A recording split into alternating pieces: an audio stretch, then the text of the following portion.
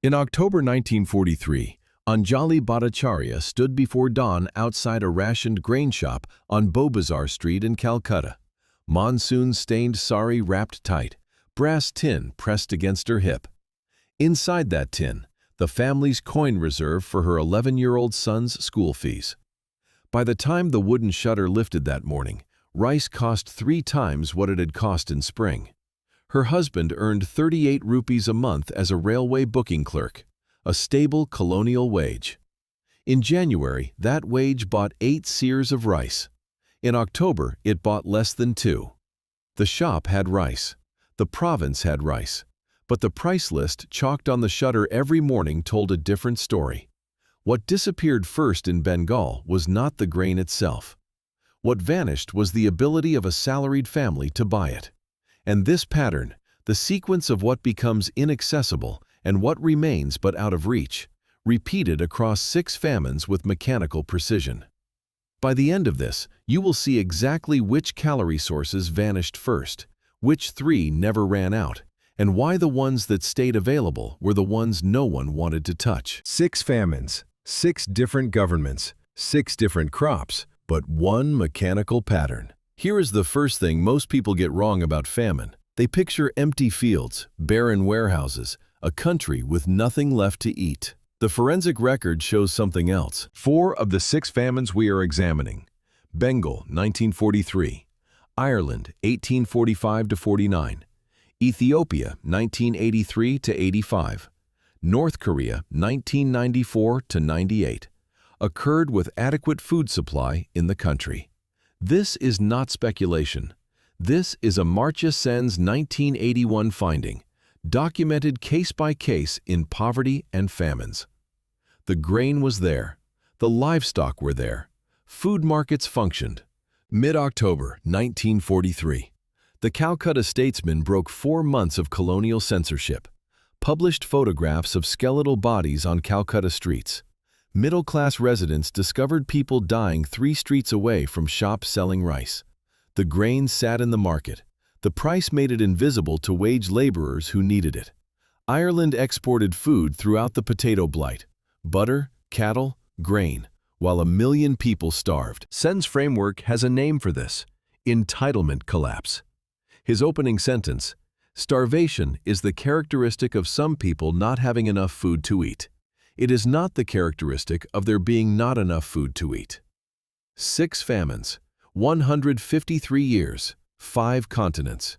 Combined death toll, 40 to 50 million. Ireland, 1 million. Holodomor, 3.5 to 5 million. China, 15 to 45 million. Bengal, 2 to 3 million. Ethiopia, 400,000 to 1 million. North Korea, 600,000 to 1 million. In every case, what vanished first was not food itself. It was the connection between food and the people who needed it. Here is how that connection broke. The disappearance happens in 3 waves, and it happens the same way every time. First wave: commercial grain. The moment news of the trigger event reaches the wholesale markets, grain vanishes from formal sale. Not because the grain physically disappears, because merchants pull it from circulation. Bengal, October 1943. News of the cyclone reaches Calcutta on October 16. By October 19, 72 hours later, rice has disappeared from wholesale markets. The province held 2.7 million tons of rice, enough for 9 months at normal consumption. The grain was there. It was not for sale. Ireland, 1845. Potato blight destroys the subsistence crop. Commercial oats and wheat continue leaving Irish ports. 4,000 vessels carrying food left Ireland during 1845 and 1846, while the rural population starved. The grain was there. It was exported. Ukraine, 1932. The harvest had been average. State requisition quotas removed 4.27 million tons, 42% of what the farms grew. Collective farms had grain in storage buildings. The buildings were sealed. Farmers could see the grain through the gaps in the wooden slats. They could not touch it. Second wave: dairy and meat. Production animals get slaughtered within the first week. Families who own livestock face a choice: sell the animal now while it still has value, or wait and watch it starve. The market floods with meat for 3 to 5 days. Prices drop. Then the animals are gone. What remains gets requisitioned or moves to the black market. Prices triple. Third wave: packaged goods. Imported food, industrial food, anything that required supply chains from outside the affected region. These disappear last because they were never abundant to begin with. By 96 hours after the trigger event, what remains in formal markets is food priced for the merchant class and the landowning class. China, 1960, the worst year of the famine. State procurement continued at 28% of the harvest. Rural collectives starved. Urban areas maintained rations. The grain was there, it was requisitioned. Ethiopia, 1983 to 1985. Grain markets in Addis Ababa functioned throughout the famine. Grain was visible in the markets. Peasants from Wollo and Tigray could see it. The price was 4 times normal. They could not afford it. North Korea, 1994 to 1995. The public distribution system collapsed in rural areas first. Pyongyang maintained rations until 1996. The same country, 2 different entitlements. A British colonial official testified to the Bengal Famine Inquiry Commission in 1945. He said, "The famine was not caused by an absolute shortage of food. It was caused by a failure of exchange entitlements." By the time Wave 3 hits, 72 to 96 hours after the trigger event, the only food left in the market is food no wage-earning family can afford. Here is what that looked like for one family who did everything the system told them to do.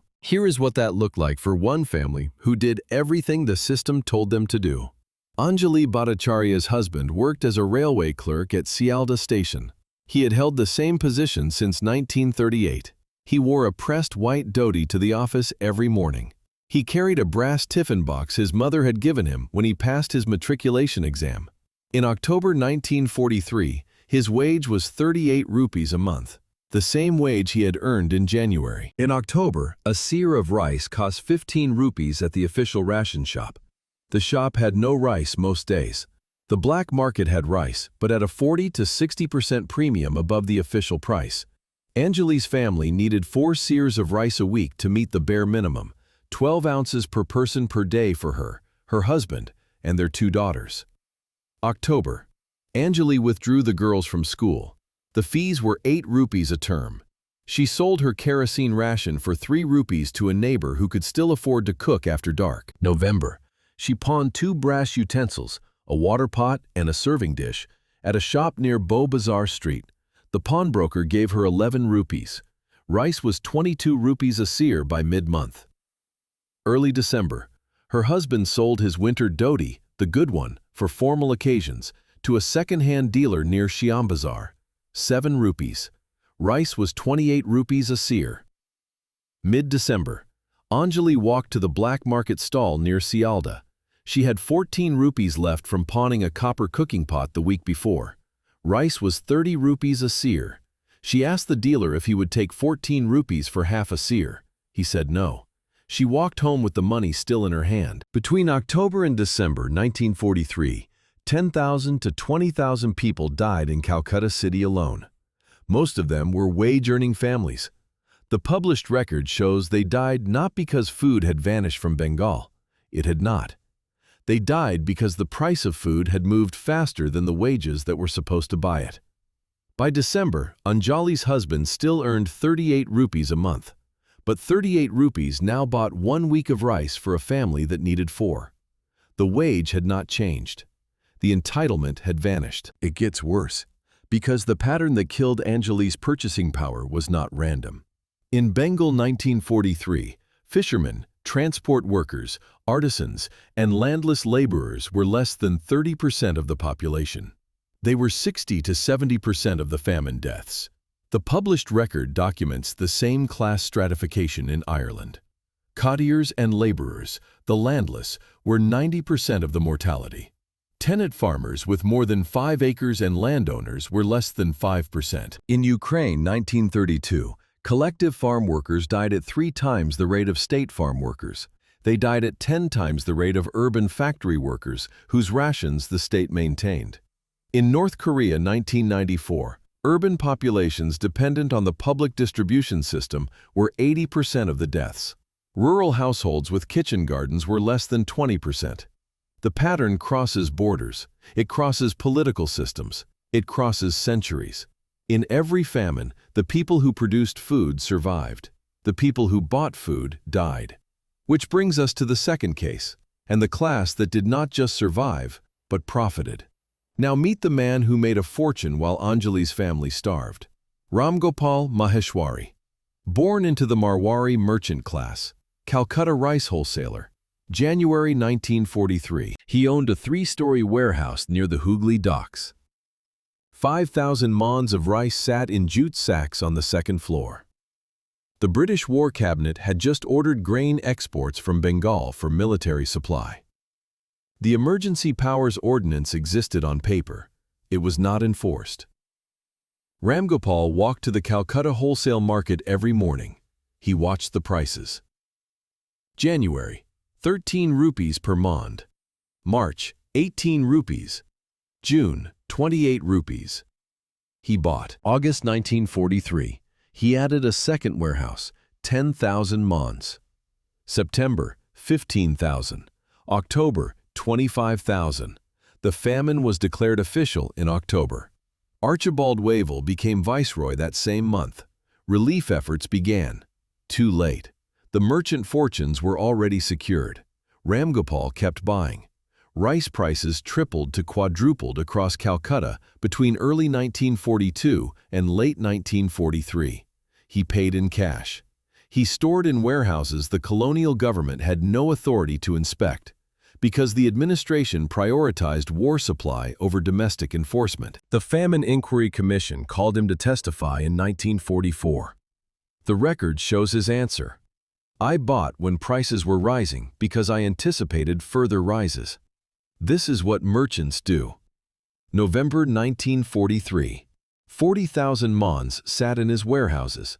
The published record estimates that 10 to 15 Marwari merchant fortunes exceeded 1 million rupees during the October to December period. Ramgopal was one of them. By January 1944, Ramgopal Maheshwari owned 40,000 mons of rice, enough to feed 8,000 families for a year. He had bought it all legally, and he sold it at the peak. By 1950, the Marwari merchant class controlled the grain trade networks of independent India. The fortunes made in 1943 became structural market dominance. 2 to 3 million Bengalis died from starvation and disease. Ramgopal's class emerged wealthier than before the famine began. Let that sink in. Here is the mechanism that connects Anjali's loss to Maheshwari's gain. An urban wage-earning household earns 12 rupees a week. Rice costs 4 rupees per mond in January 1943. That household can buy 3 mons of rice with 1 week's wages. October arrives. The household still earns 12 rupees. Rice now costs 12 rupees per mond. That household can buy 1 mond with the same week of work. The wage stayed the same. The rice stayed in the warehouse. The price tripled. 60 to 70% of real income vanished between October and December 1943. Grain merchants holding inventory watched their wealth multiply. Amartya Sen calculated the transfer. Merchants gained an estimated 100 to 200 million rupees in inventory appreciation over those 3 months. The rice never moved. The ownership did. Ireland. Same mechanism, different instrument. April 1846. A tenant farmer cannot pay rent after the potato crop fails. The landlord serves an eviction notice. The family is removed. The cottage roof is torn off so no one can return. By 1851, small tenant holdings dropped 25%. Large estates increased 20%. Irish grain and livestock continued shipping to Britain throughout the famine. The food was there. The entitlement collapsed. China, 1959 to 1961. The state purchased 28% of the rural harvest at fixed low prices. Urban workers received rationed grain. Rural collective members received nothing for what was taken. Wealth transferred from village to city. No market, no compensation. The grain moved one direction. The grain never disappeared, it just changed hands, and the price spike was the transfer mechanism. This pattern is not history, it is operating right now. Yemen, 2016 to 2023. Commercial grain markets remained functional throughout the war famine. Grain flowed through Hodeidah port. The port was bombed in 2018. The supply chain kept operating. Wheat stacked in markets across Sana'a and Aden.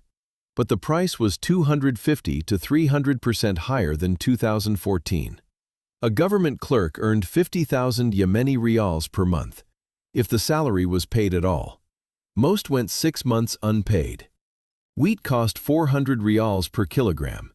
His real wage had collapsed by 70%. The pattern is documented across successive WFP Yemen country reports through 2022 to 2024. Food remained available in functioning markets, but the population's collapsed purchasing power made it inaccessible. Markets functioned. The currency had collapsed. The mechanism was identical to Bengal. Sudan. Port Sudan, January 2024. Amina Hassan stood outside a functioning grain market, displaced from Khartoum in April 2023 when the siege began. Her husband was a government clerk. Monthly salary, 50,000 Sudanese pounds before displacement, now unpaid for 9 months. Inside the market, sorghum stacked in 50-kilogram sacks. Price per sack, 180,000 pounds. It was 60,000 pounds in March 2023. The grain was there, the port was there, but Amina's family had no income. She did not buy grain that day. Her family ate the WFP relief ration, 1,200 calories per person per day, below subsistence minimum. The mechanism Amartya Sen documented in Bengal 1943, entitlement collapse, not food shortage, is operating in 2 countries right now. Salaried urban wage earners die. Displaced IDP populations die. Rural cultivators who grow their own grain survive. Merchants who control the supply chain survive. Same 48 to 96-hour sequence. Same wage price collapse. Same class stratified mortality. The mechanism has not changed in 180 years. So what happened to Anjali Bhattacharya after that December morning? Let that sink in. Her family matched a documented profile. Railway clerk, urban wage earner, no land, modest savings in a postal account. Families matching that profile experienced 40 to 60% child mortality between December 1943 and March 1944. That number comes from Sen's entitlement framework, not absolute food shortage, but access collapse. The ones who survived did it 3 ways. Borrowed rice from moneylenders at 50 to 100% annual interest. Sold household assets, brass, jewelry, anything that could be converted, or relocated to rural relatives with land access. She did everything the colonial economy told her to do. She saved, she budgeted, she bought through formal ration channels, and her family's survival came down to whether she could borrow rice from a moneylender at 100% annual interest in March 1944. So far, we've seen the mechanism and the 2 classes it split apart. But there is one more layer. So far, we've seen the mechanism and the 2 classes it split apart. But there is one more layer. Here is the protocol the record documents. First, commercial grain disappeared. Rice, wheat, oats in formal markets. Within 48 to 96 hours of famine onset. Bengal, 1943. Holodomor, 1932 to 1933. Great Chinese Famine, 1959 to 1961. Ethiopian Famine, 1983 to 1985. North Korean Arduous March, 1994 to 1998. Irish Famine, 1845. All 6 cases, same sequence. Second, dairy and fresh meat disappeared. Production animals slaughtered within 1 to 2 weeks. Farmers could not feed livestock. Price collapse made keeping animals impossible. documented across all 6 famines. Third, packaged goods and imports disappeared. Supply chain collapse within 2 to 3 weeks. Manufactured food, imported staples, gone from formal distribution channels. 3 categories vanished. Same order, same timeframe pattern. Now here is what never ran out. First, wild foraged plants.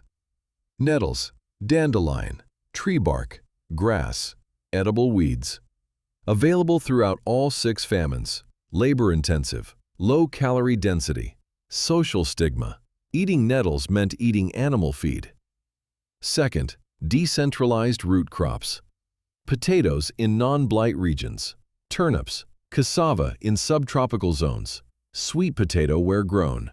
Survived because they were grown in kitchen gardens, not traded in commercial markets, not confiscated, not subject to price collapse. Third, informal barter networks, neighbor-to-neighbor food exchange, rural-urban family networks, black market grain trading, operated outside formal markets, high legal risk, arrest and confiscation for participants.